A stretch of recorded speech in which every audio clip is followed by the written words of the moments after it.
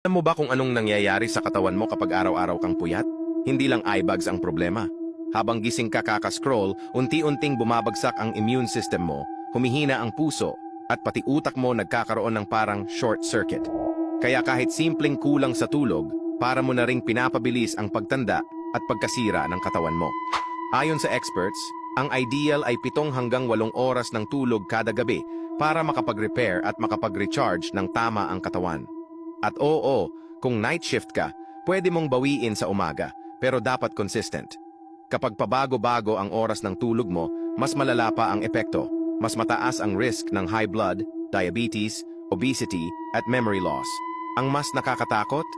Ang chronic sleep deprivation ay konektado sa maagang pagkasira ng organs, weakened brain function, at mas maagang pagtanda kaysa sa normal. Hindi lang pagod ang puhunan dito, buhay ang nakataya. Sabi nga ng iba kahit hindi na masarap ang ulam, basta kompleto ang tulog sapat na. Kung hirap ka makatulog on time o gusto mong i-reset ang body clock mo, andyan ang melatonin ng Simply Supplements. Natural na tulong para makatulog ng mahimbing at suportahan ang tamang ritmo ng katawan mo. Makukuha mo yan sa Yellow Basket. Good night!